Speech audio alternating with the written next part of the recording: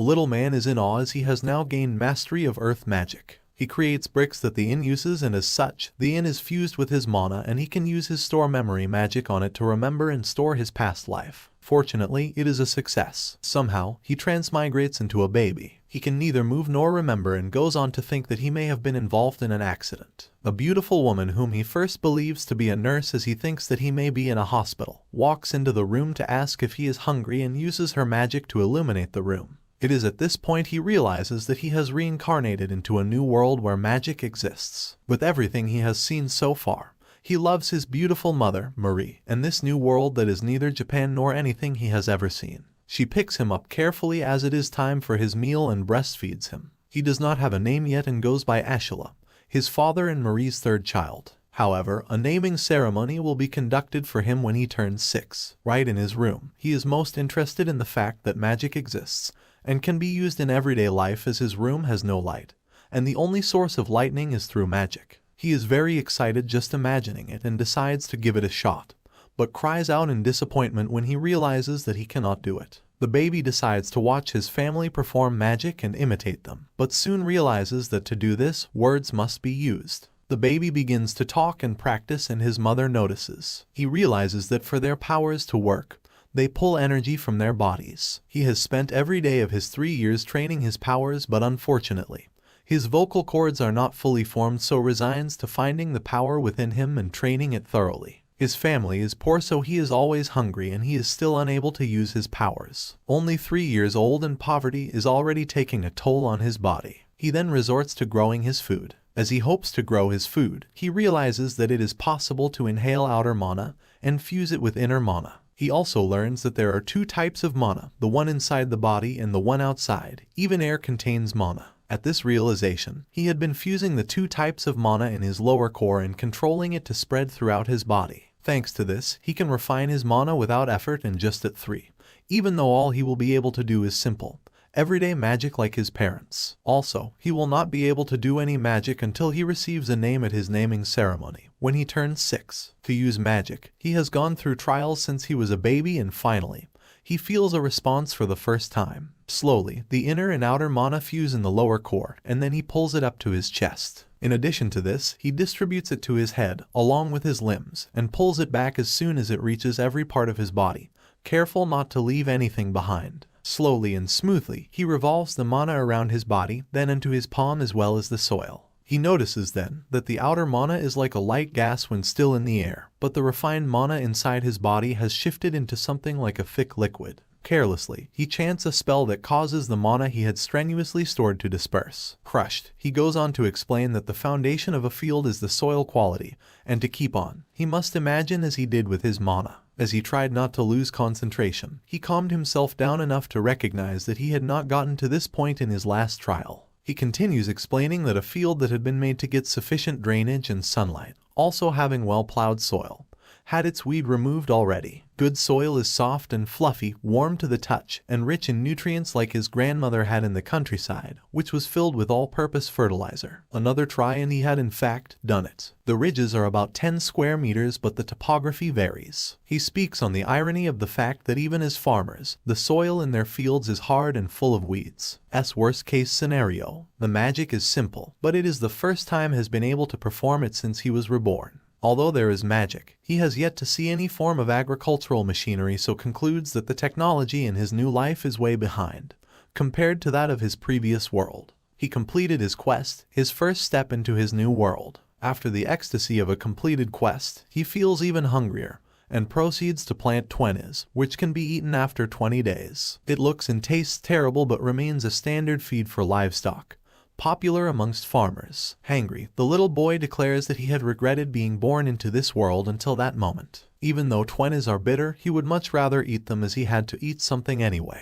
As he continues on his farm, he realizes that watering is too much for a 3-year-old and labor-intensive. It has now been 5 days since he succeeded at magic, and for growth that usually takes 20 days, flowers had begun sprouting just after 5 days. In truth, he had been using magic on the soil, and a part of the land had been transformed into a field full of soft soil. He notes that the growth is fast and is not normal, but nothing can be done about it. He also notes that under normal circumstances, there should only be a few edible roots, but amazingly, there are more than 10 of them. And so the revival of his farm began as the taste of the twenties was bitter. After improving the soil quality, he turned his attention to selective breeding. He is still puzzled because it usually takes 20 days to grow, and in his case, it took only 5. It was quite scary. Farmers and researchers selectively bred everything for quite some time to get it to where it was. Also, food from his past was always fresh, delicious, and beautiful. He understands that all he needs is patience, but sadly thinks that there's been nothing unusual about what he has eaten so far, and if he cared so much, he would have just gone hungry. Still thinking, he doesn't understand the theory behind it all, because the vegetables in his garden grow very quickly, but the ones on his farm are bitter. He makes up his mind to improve on it. To accomplish this, he thinks back to a story he once heard in class about peas, concerning Mendel's law. Mendel's law explains that the wrinkles of 1,000 less were checked with their own eyes. With the data collected, this principle of inheritance was discovered. Unfortunately, he did not have enough varieties of twenties to crossbreed, so as the first order of business, he decided to check their features. Data on the features show that not only are the roots different, but there are also minor differences in the stems and flowers. Still checking over them for minor differences, he doesn't forget to include the taste and notes that some are black while others are purplish red. Some are few but have larger clumps, and dun flowers are white, while some are yellow. After each characteristic is classified, the twenties are ready to be crossbred. Then, the farm is separated into 6 segments for crossbreeding of each trait. As time went on, he realized that his experiment had become a daily routine, not just a method to secure food. However, he used magic. The fused mana was also consumed, and the unique mana that he created fused both the internal and external mana. Even if he tries to fuse the magic once again, he has no internal mana inside his body, so he can neither fuse mana nor use magic, and he is confused on how to restore internal mana. The vegetables are also magical, and in conclusion, he notes that regularly eating vegetables helps in restoring mana faster. However, doing this while it recovers over time is not the fastest way to get it back. All of these he learned by being able to eat the vegetables regularly. It takes a while after eating for mana to be replenished, so he had not previously noticed that there are differences in the recovered amount which can be seen in the various groups of twenties. The little boy finds that the taste has not changed so much, but he decides to postpone that for now while he focuses on searching for the ones that recover the most amount of power. All of this, he reckons, had started with curiosity over crossbreeding. He was in fact having so much fun discovering new things every day. For rice sorting, the seeds were dropped in salt water to check which ones would float and which would sink, and all of the twenties sank. However, this method is quite slow, and he seeks to find one that is faster. All he knows for sure is that he needs to compare and prioritize the good that recovers the most amount of mana, as there's only a lot his body can do. As he tries to expand the field, he realizes that he has gotten better at magic because he could not concentrate without his eyes closed before. Then, there is a shimmer which he tries to concentrate on his pupils, and a blue gas rises from the field. Just as he thought, a blue gas is being generated by the twenties, and the blue part of the root leaks out, escaping into the air. The ones that recover the most amount of mana are also the deepest shade. The blue color must be mana. After that, I continued to observe and eat as I concentrated mana in my eyes. At 5 years of age, he was able to discover even more things, like in the clumps of 5 to 6.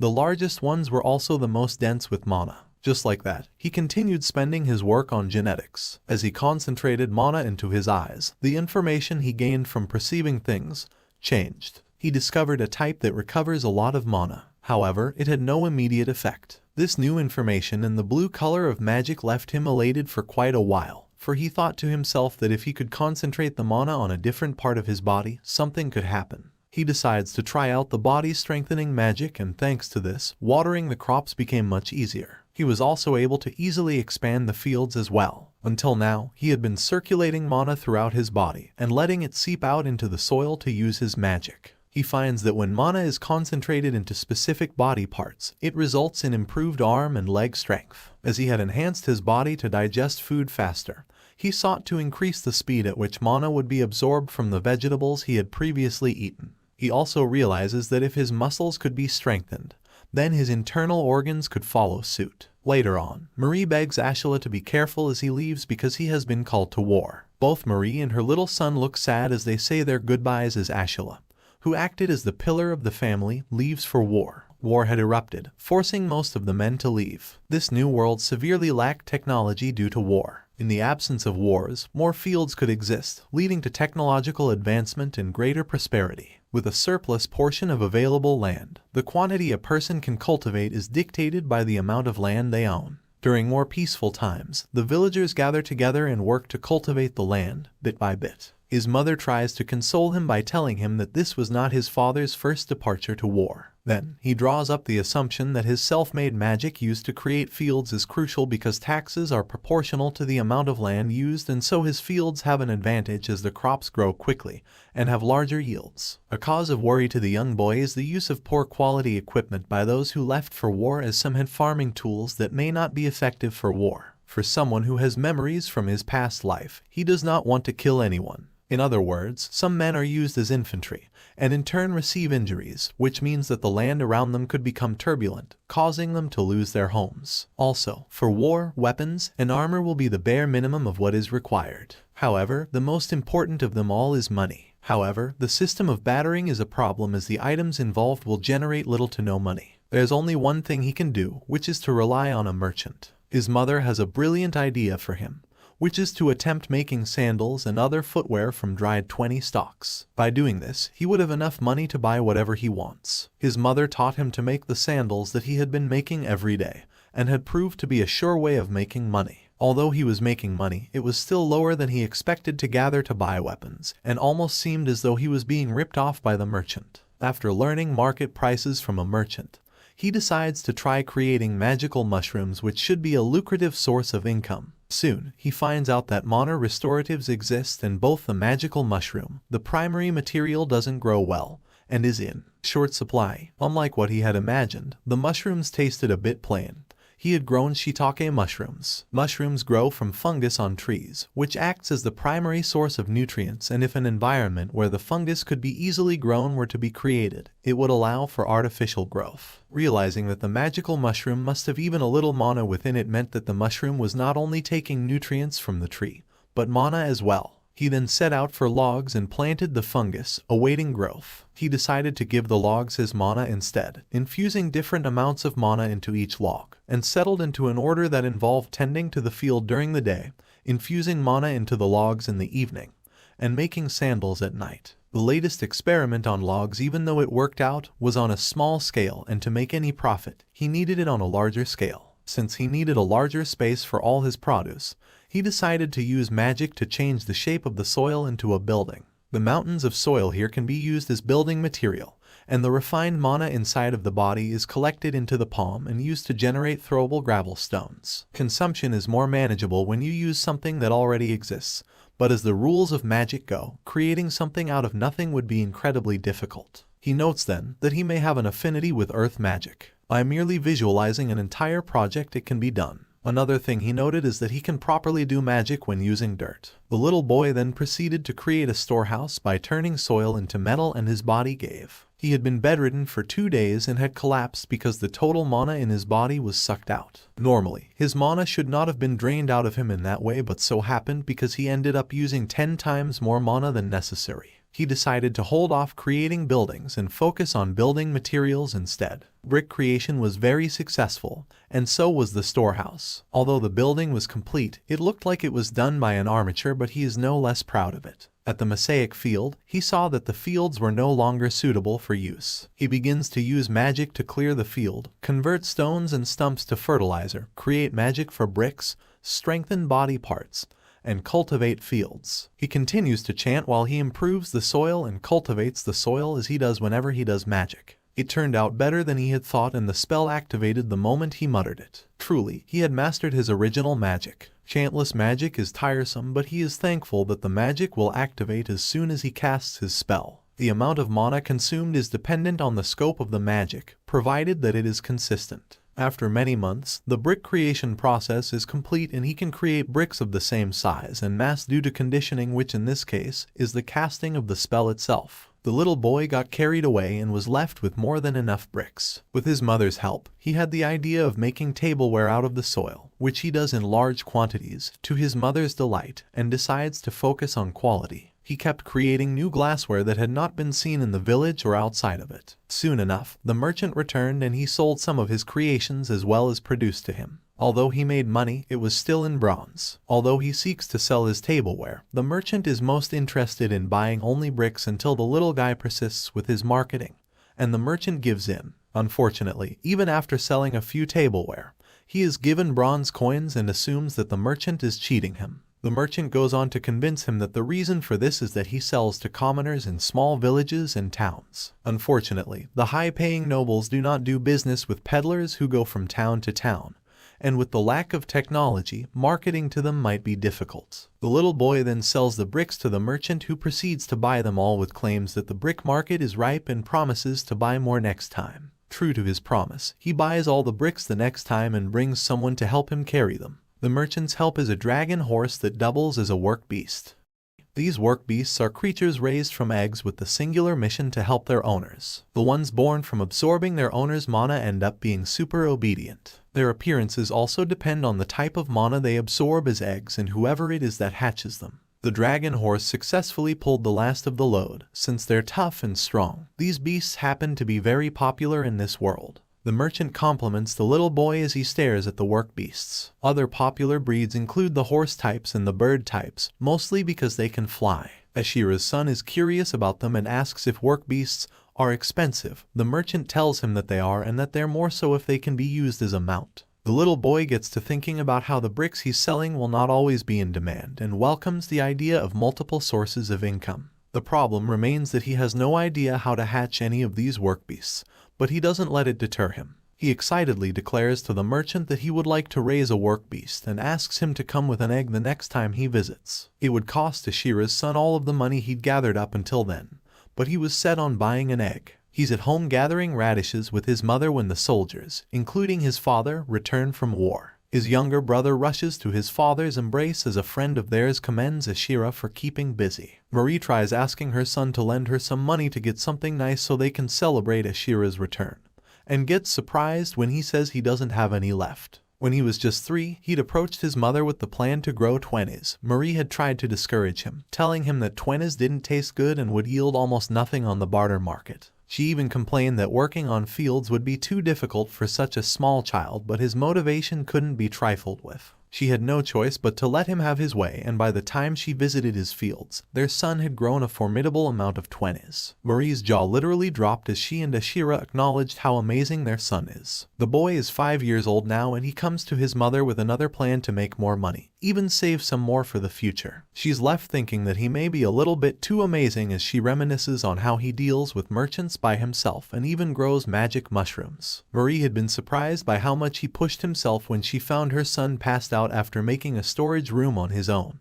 She'd also been amazed when he took on tableware production and wondered how he came up with so many ideas. Marie screams, asking her son what he was thinking, spending all his money to buy a working beast egg, worse off, without even asking her first. He tries explaining to his angry mother that they'll make more money off of the egg by the time it hatches, and she screams again that if it were so easy, everybody would be rich. She goes on about his purchase being a gamble and that sometimes people get sold regular eggs since working beast eggs hardly ever hatch. The boy had no idea about that last part. Marie had let him buy and sell because she hoped to save up for the future, but the boy is dismissive about the matter, claiming that he worked for the money so it should be fine to spend it. It takes everything in his mother to stop her from lashing out. She yells that all the money isn't his and reminds him that they all worked together on the sandals. She points at him and forbids him from ever buying anything without her permission.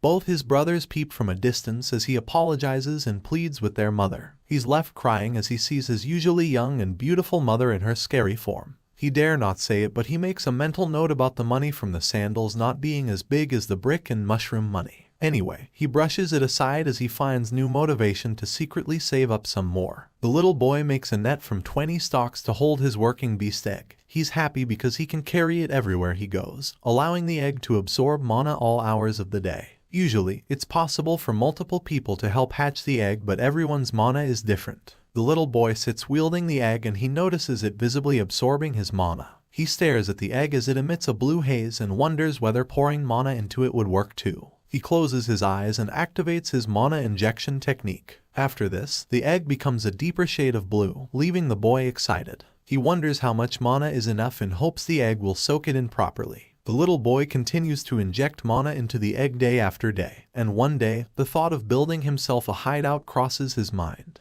He then reminisces on what his mother had said about him being a kid and so shouldn't spend by himself. He really hated that fact. According to their village customs, the decisions of the father of the family is final and the eldest son inherits the patriarchy position after he passes. Now, as a younger brother, you either stay under the thumb of the eldest or choose to be totally independent. The boy had started saving up just so he could buy a decent weapon to make a name for himself in times of war. So the new plan is to prepare for his independence as he gathers money for his weapon. That is, to strike while the iron is hot. With fresh dedication, he skips the village fence into the dense forest that surrounds it. Apparently, the land outside the village has no owner besides those who cultivate it. With this in mind, the boy begins to search for a suitable patch to build his house. After finding a suitable spot, the boy uses body enhancement magic so as to annul the effects of fatigue. He then squats to place both hands on the soil as he loosens the soil around the tree roots with his magic. Afterwards, he's sure the roots won't be able to support the tree trunk, and true to his words, they begin to snap.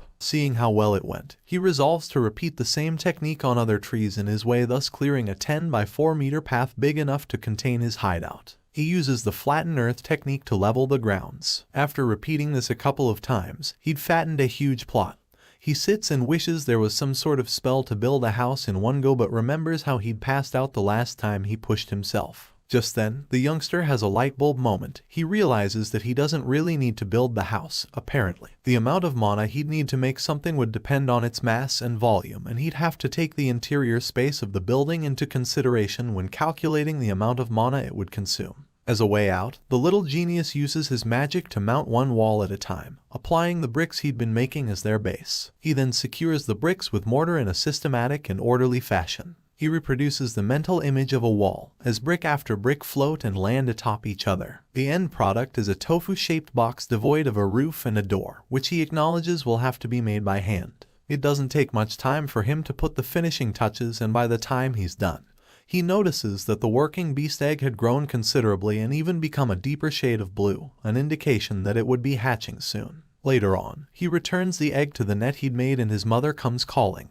The little boy is about to turn 6 and this brightens his mood. The entire family makes their way to the church because when you turn 6, you have to be baptized there. There's chatter emanating from the 10 or so people who grace the holy place. The little boy stays restless as he shuffles in his seat. He has no recollection of what his baptism in his first life was like, but the baptism in this one would grant him the ability to use household magic. The Reverend Father lifts his hand as he initiates the ceremony. Meanwhile, thoughts of all the magic tricks the boy would have access to peruse his mind, from drinking water to illumination, from cleansing down to even fire magic. The Reverend breaks into a small speech about humanity having always hidden from monsters, but due to the existence of household magic, humanity has broadened their area of survival. The little boy aptly listens as the Reverend talks about humanity forming prosperous large settlements so they defeat monsters together. The sparkle in this boy's eyes cannot be daunted. The Reverend declares that he'll be baptizing everybody one at a time and that they should all wait their turn.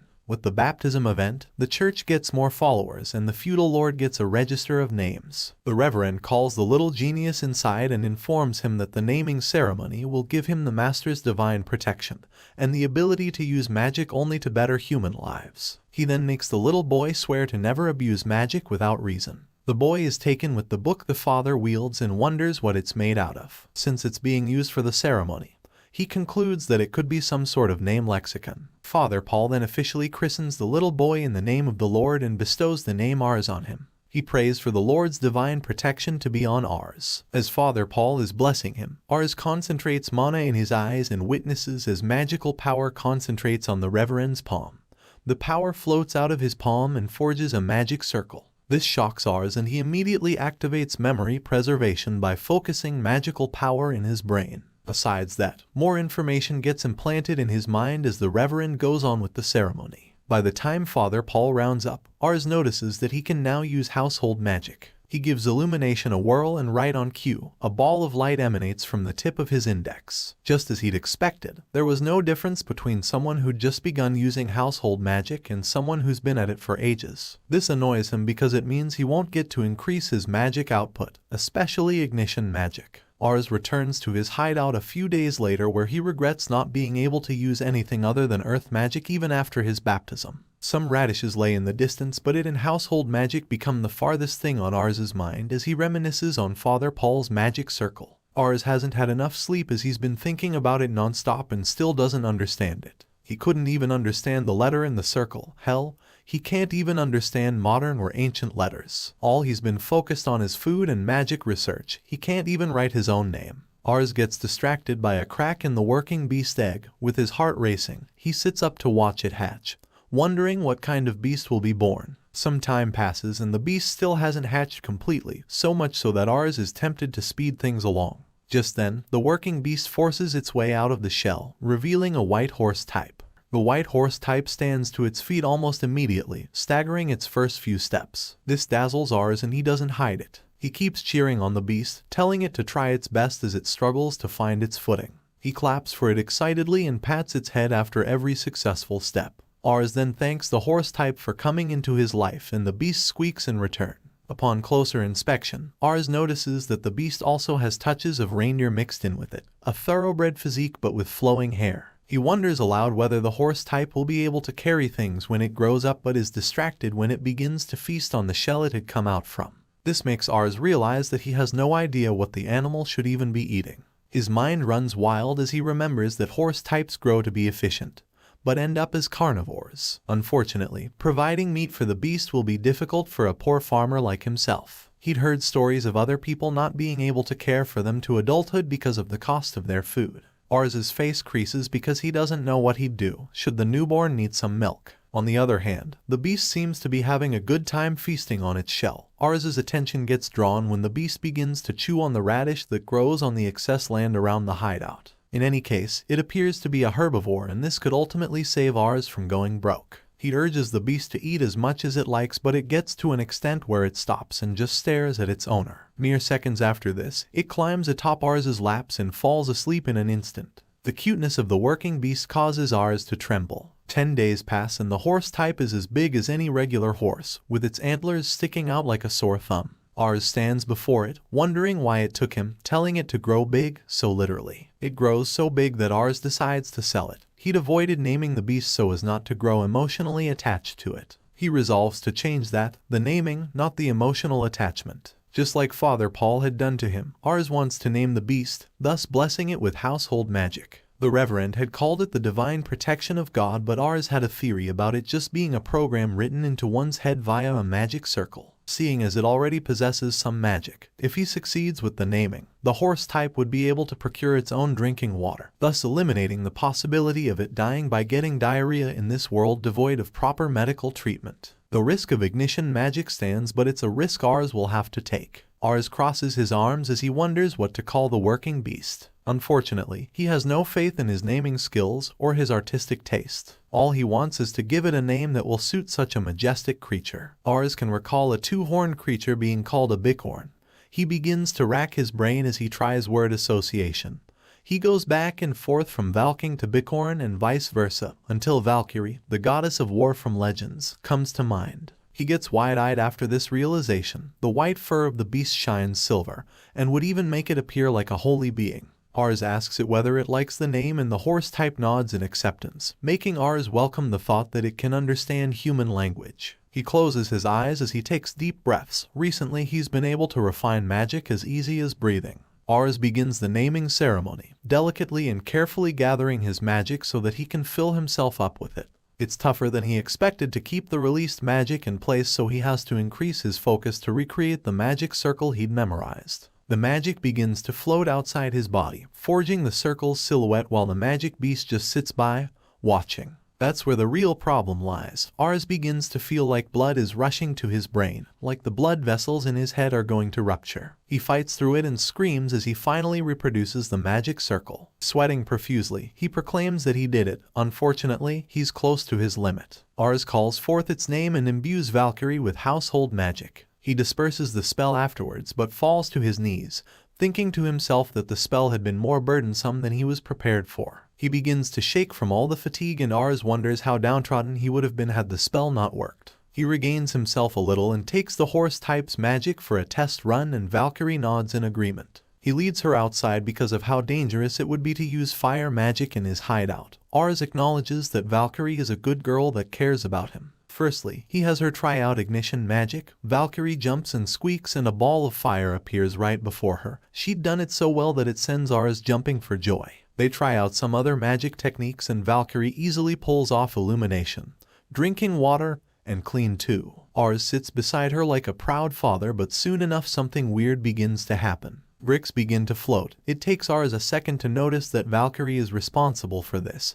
His expression switches from that of pride to utter disbelief. Ars begins to wonder what is going on as Valkyrie employs brick-making magic, ground-flattening magic, soil enhancement, magic infusion, and even physical enhancement. Ars is troubled as Valkyrie shows signs of memory preservation. In reality, the working beast is just having a blast, stomping up and down in front of its owner. Meanwhile, the turn of events brings shivers to Ars, seeing as the other children at baptism could only perform household magic, but here Valkyrie was, showing off like it was her birthright. Ars's mind goes on a rampage as he wonders whether he messed up the naming ceremony in some way, whether that's the reason the working beast can use all of the spells he's learned. He calls Valkyrie to himself and makes her observe as he makes a cup out of soil. He then asks if she can repeat it, and sure enough, Valkyrie does. His hypothesis on her only being able to use spells similar to his becomes proven. He can change the size of any land he's flattening according to the amount of magic he consumes, but Valkyrie has a fixed amount of land she can flatten at a time.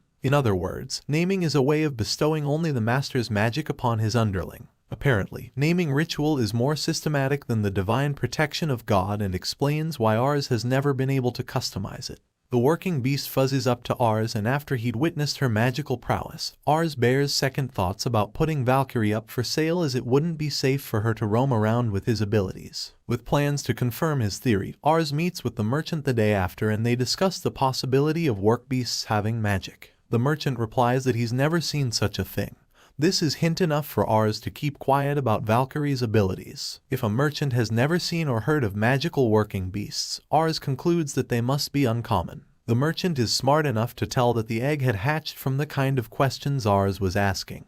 The boy replies in the affirmative, and the merchant becomes super interested to see what the work beast looks like. Ars agrees to show her to him, but he orders her not to use magic in front of other people. The merchant gets wide-eyed before seeing Valkyrie, and even more so after gazing at her elegance. He proclaims how it's good that she can carry stuff, but her appearance is even better because the big shots will prefer Valkyrie's white fur. Ars bursts his bubble by telling him that the work beast is no longer for sale. The merchant is shocked and inquires about what changed Ars's mind. The boy had spent all his money purchasing the egg just so he could resell it. The fact that he doesn't just confuses the merchant. Ars aptly lies that he's grown fond of her and would like to keep her by his side. He has grown fond of her, but her magical power is her biggest selling point. Ars can't help but value the extra manpower. At this point, Valkyrie snuggles up to Ars because she has an understanding of their conversation. The merchant can't complain, seeing as Ars had bought the egg with his life savings. Instead, he proposes that Ars help him hatch and raise the 5 beast eggs he'd brought with him, and when they're mature, he'll return to buy them from him. Ars summarizes the deal, and the merchant is impressed at how quickly the boy understood. Finding a buyer for the work beasts is the least difficult thing for the merchant, especially if Ars raises them. Business with Ars has always gone well. Trust the boy to never turn down a business opportunity. He agrees to the deal on the condition that he set the minimum terms. This leaves the merchant with a bad feeling as he stares at Ars. He gives the merchant a lengthy list of terms, all reasonable in their own way, and proclaims afterward that none of them will be at a loss should these terms be met. The merchant has no choice but to acknowledge his cunning nature. Ars and Valkyrie are pumped up to start a new business, and Ars proclaims that he's going to get the business off the ground and work hard at it from now onward. Ars transports the 5 work beast eggs to his hideout and contemplates infusing them with his mana. Just then, Valkyrie grabs hold of one of them and Ars's soul almost leaves his body. He tells the working beast that she's not supposed to be eating the eggs. You see, he thought Valkyrie was going to shatter them, only for the beast to gather all the eggs together and sit beside them. Ars heaves a sigh of relief as he asks whether Valkyrie wants to raise the beasts. The horse type nods in the affirmative and goes on to infuse the eggs with mana. He wonders if Valkyrie was born with the knowledge that you need to infuse eggs with mana for them to hatch. As much as Ars appreciates the gesture, he can't let Valkyrie raise them, mostly because the form the beast will take depends solely on the type of magic they absorb while they're eggs. He then claims that it's pointless unless he raises them himself. At this point, Valkyrie had infused only 3 of 5 eggs and they emit a blue essence. Ars quips that it's possible to infuse the eggs with the mana of multiple people, but it's impossible to produce such magical power. The working beast looked so discouraged that Ars wouldn't let her raise them. He then changes his mind and allows Valkyrie to raise the 3 eggs she'd already infused, telling her to take good care of them until they hatch. The work beast's expression brightens like the sun after a sad night. This turn of events makes Ars reminisce on his childhood in the other world, how he'd picked up a stray dog in his neighborhood and his mother pointed at him, angrily asking who would take care of the animal and declaring that he isn't capable enough to take responsibility. Ars was shocked at his parents' reprimand and they only agreed to keep it on the condition that he take care of the dog by himself. At the time, Ars had thought he could care for it by just feeding and walking it. But the price of food, immunizations, and medical fees ended up falling to his parents. Upon retrospect, Ars thinks his parents were right. Time passes and all the eggs hatch. Standing amidst all the junior Valkyries, Ars confirms that taking care of living things can be quite troublesome. With striking resemblances to Valkyrie, the 2 eggs Ars had hatched turn out a little bigger than the 3 Valkyrie did. Ars wonders why it happened this way. The issue now is that the animals had eaten all of the radishes Ars had put out. Apparently, the more work beasts there are, the more food they consume. Ars now has a new mission to increase the number of fields he has by cultivating the forest around the hideout. He realizes that if he's to continue his working beast business, the fields around the hideout will not be enough. Ars is pumped up and so are the work beasts. Just like last time, he places both palms on the ground as he softens the dirt around the trees so he can uproot them. Next, he uses soil separation to move the trees and finally, soil improvement to create similar and orderly ridges. To his surprise, all the work beasts are doing the same. He's confused now. He hadn't even named the working beasts, and yet they were already privy to magic. All he can do is stand in awe as the beasts repeat exactly what he'd done. Ars had thought a name was necessary for magic but realizes that working beasts have a different set of rules than humans. Apparently, all the work beasts they'll raise will automatically have access to magic. He prays that Valkyrie will tell them not to use magic in front of others and that they'll actually listen. He gives up thinking and heads out to expand the fields. He employs the dome sentiment employed by people from his former world to gauge the size of the fields. Immense is the word he uses. They clear such a wide space that Ars is left thinking that it's deforestation, and that it's wide enough that he can't count the width in domes on one hand. Ars, as someone who'd learned about environmental destruction, gains solace from the fact that the land was previously a field but had grown back into a forest due to the vast decline in population. The forest is wide enough that he'd even gotten approval from the village head to create as wide a field as he'd need because the work beast will also require grazing land. Unfortunately, the wider the field the harder it is to get around. This proves to be a problem, seeing as he'd built such a small hideout that's now far away from its edges. For safety and to fight off fatigue, Ars thinks about riding on Valkyrie, and the work beast seems to like the idea. Despite her not being a horse, a saddle or stirrup wouldn't hurt. Unfortunately, his father tells him that no one in the whole village knows how to make a saddle or stirrup for work beasts. But it's normal to make them pull a cart. Ars is more interested in learning to ride one because he believes he'll be sent to the battlefield someday. He believes that it's common knowledge that the cavalry is much stronger than foot soldiers, even in this world, and that riding Valkyrie will be of great advantage when the time comes. He reproduces reins using the rope of radish stems and mounts Valkyrie without any saddle or stirrup. The work beast is gentle with him and moves at a speed that does not overwhelm him. By the time he unmounts her, his whole body reacts. He feels muscle pain, shortness of breath, amongst other things. He never expected to take that much damage. Ars finds a way to tighten his grip on Valkyrie's torso every time he rides her so as not to fall off at any given bump in the road. After mobilizing all his torso muscles and reducing shaking, Ars still takes damage, making him wish there was a stirrup or saddle. He doesn't get discouraged though. That night, whilst at home, his older brother, Beto, stares at him and asks what it is he always mumbles to himself before he sleeps. He denies saying anything, but in truth, Ars had been learning and casting new magic on himself after riding. Their mom asks them all to go to bed and Ars concentrates mana in his eyes. He notices a steam-like blue essence leaking out of his mother and younger brother. He wonders if the magic energy created by the body flows out and wastes away like steam and asks himself what the effects would be if he manages to stop this leakage. He tries it out and it results in a great improvement of natural healing.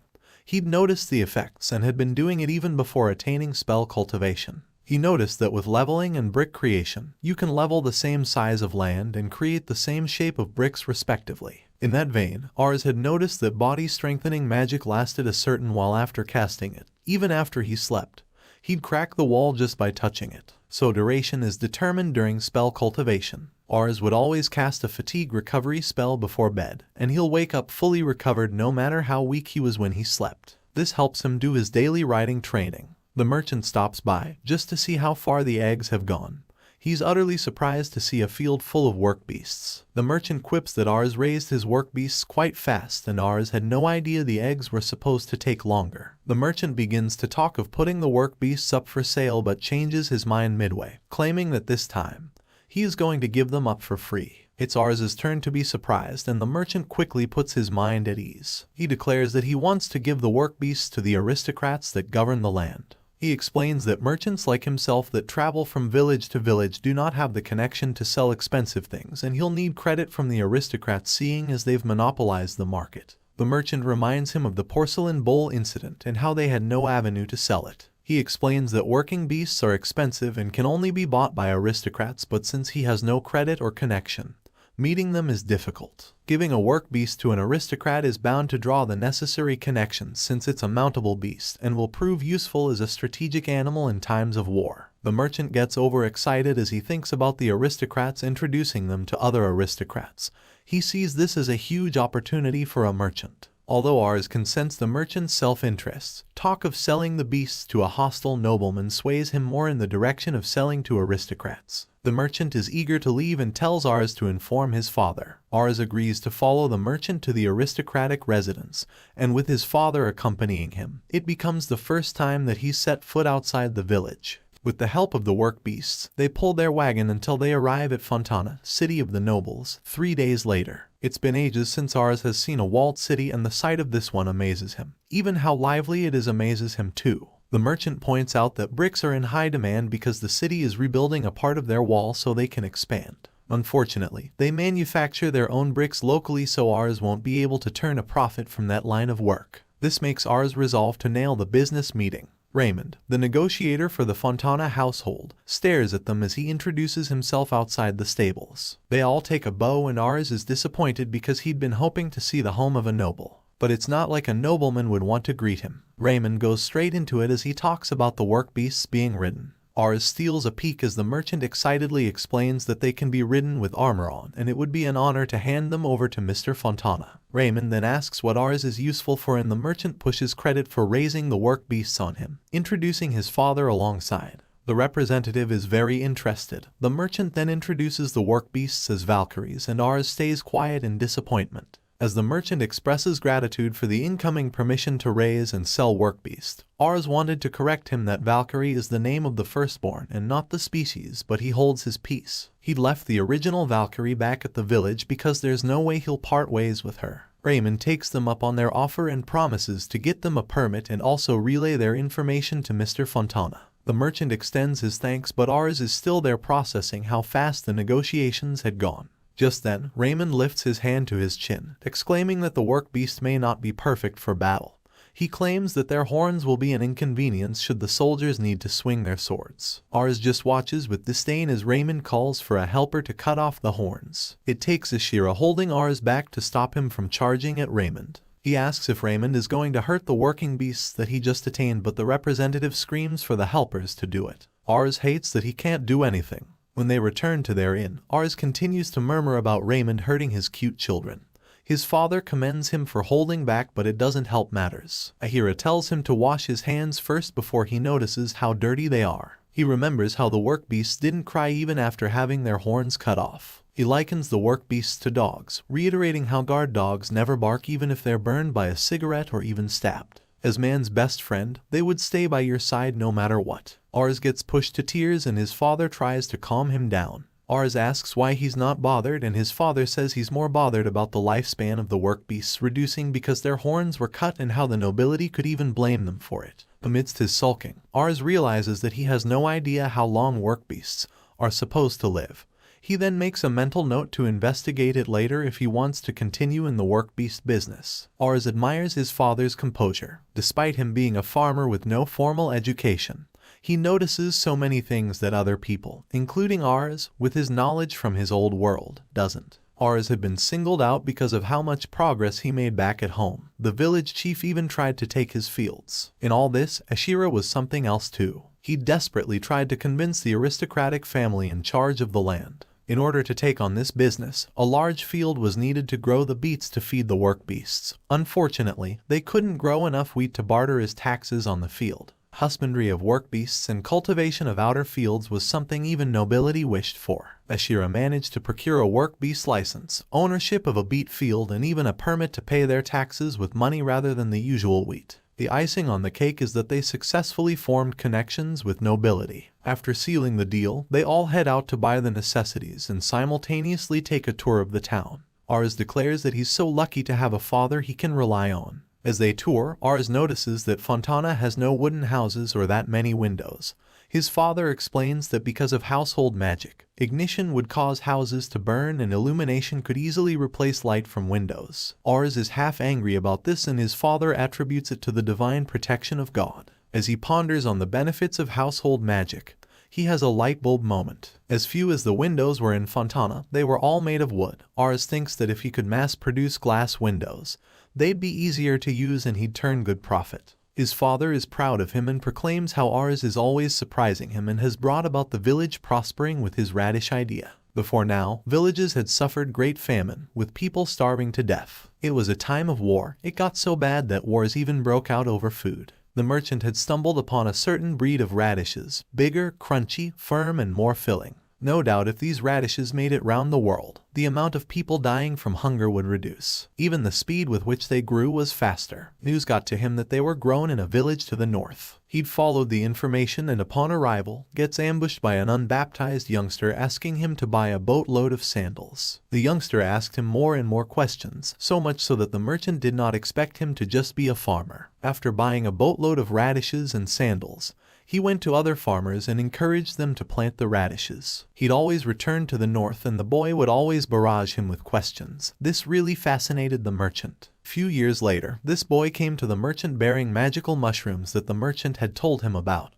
He bought them from him but warned him of the dangers of entering the forest so young, but the boy claimed that he'd be fine. To save him from the dangers of the forest, the merchant offered to buy identical bricks from him, but the boy came bearing tableware instead. Plates and glass cups of topmost quality. They were so good that the merchant found himself asking how he'd made them. Of course, the boy kept this a secret, leaving the merchant to draw a myriad of wrong conclusions, ranging from him being a noble to him inheriting the tableware as a family heirloom. They met again, and this time, he was baptized and surprised the merchant with another opportunity to raise work beasts. The most impressive thing about Ars was his inspiration to sell more things despite already selling bricks and magical mushrooms. The merchant had asked Ars why he worked so hard to earn money, and Ars answered that it was so he could buy weapons to go to war. With this answer, the merchant drew yet another myriad of wrong conclusions. He'd thought the boy wanted to restore his family through military exploits, or that he's been raised as a pauper when he's in fact a noble. The only thing the merchant knew for sure was that Ars was important, and so he promised himself that he would get a complete monopoly of the boy's work beasts